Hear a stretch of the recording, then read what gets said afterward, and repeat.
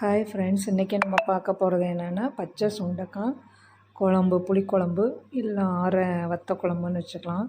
First என்ன பண்ணணும், ஒரு கடாயில் எண்ணெய் ஊற்றிட்டு கொஞ்சம் பூண்டு, 2 வெங்காயம், 2 தக்காளி போட்டு நல்லா வதக்கிக்கணும். பச்சை வாசனை போக வதக்கிக்கோங்க. வதக்கினதுக்கப்புறம் கொஞ்சம் ஜீரகம் போடுங்க. ஜீரகம் போட்டு அதையும் கொஞ்சம் நேரம் வதக்குங்க. கருக விட்டுறக்கூடாது. இந்த ஜீரகம் பச்சை வாசனை போகிற வரைக்கும் கொஞ்சம் லைட்டாக வதக்கினா போதும். மீன் டைம் அதை ஆறட்டும்.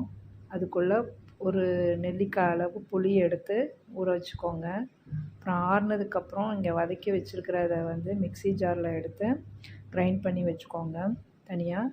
அதுக்கப்புறம் அதே சட்டியில் கொஞ்சம் எண்ணெய் ஊற்றி கடுகு, உளுந்தம்பருப்பு, வெந்தயம் தாளிச்சுக்கோங்க.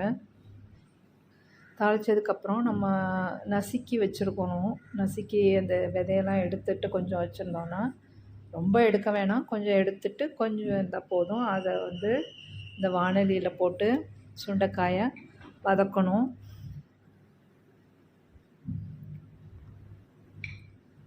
சுண்டைக்காயை போட்டாச்சு வாணலியில்.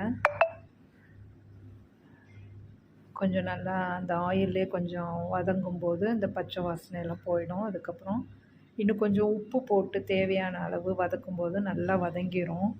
இந்த எண்ணெயிலேயே கொஞ்சம் முக்கால்வாசி வெந்துடும். அதுக்கப்புறம் நம்ம மஞ்சத்தூள், குழம்பு மிளகாய்த்தூள் நாங்கள் பொடி அரைச்சி வச்சுருக்கோம். அந்த பொடியில் ஒரு 3 ஸ்பூன் போட்டுக்கிறோம்.